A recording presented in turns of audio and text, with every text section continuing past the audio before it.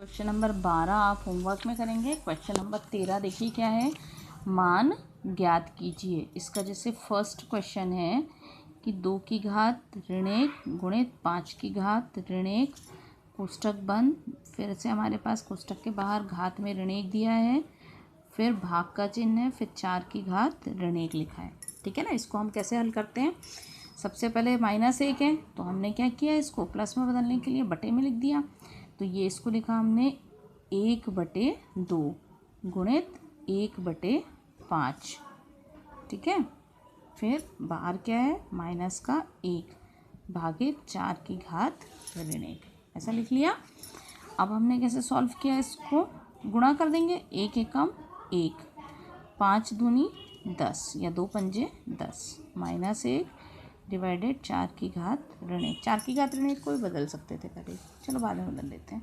अब फिर -1 है, फिर हमने संख्या को पलट दिया तो 10 हो गया।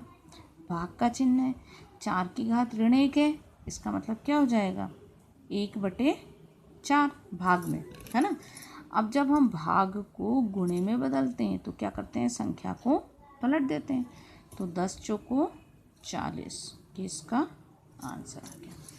ठीक है, आया है सभी को समझ में। अब हम पढ़ते हैं इसी का क्वेश्चन नंबर, कौन सा पढ़ा दूँ, 3 पढ़ा देती हूँ ना। क्वेश्चन नंबर 3 क्या दिया है, 4 की घात ऋण 1 प्लस 8 की घात ऋण 1 भागित 2/3 की घात ऋण 1। ठीक है, दिख रहा है ना सभी को क्वेश्चन। कैसे सॉल्व करोगे आप, देखो ये हो गया हमारे पास 4 की घात ऋण 1, है ना। इसको हमने लिख दिया 1/4 प्लस 1/8, तो माइनस का था प्लस में चेंज हो गया। फिर भागित, ये भी ऋण 1 है तो इसको हमने पलट दिया तो 3/2 हो गई संख्या। आ रहा है समझ में। अब हमने इसका क्या निकाला, प्लस में है तो लघुत्तम निकालेंगे। लघुत्तम क्या आएगा, 8, 4 दूनी 8 और 8 एकम 8 भागित 3/2। 2 में 1 जोड़ा तो 3/8 और भाग को गुणे में बदला तो फिर हमने संख्या को क्या किया, पलट दिया। 3 से 3 कटा, 2 एकम 2, 2 चौको 8, तो क्या आ गया 1/4। ठीक है। इसी का आपको 5वां क्वेश्चन और समझा देती हूँ ना।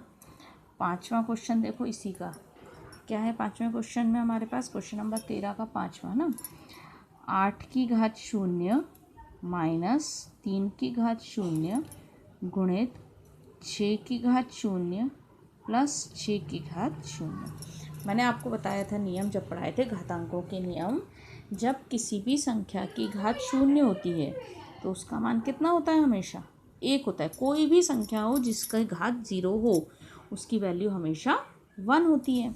तो यहाँ पे 8 की घात 0 तो क्या हो गया 1, माइनस 3 की घात 0 तो 1 गुणित 6 की घात 0 1 और 6 की घात 0 1। 1 में से 1 गया 0 और 1 और 1 2 और 2 0 0, तो आंसर क्या आ गया 0। आया ना सभी को समझ में।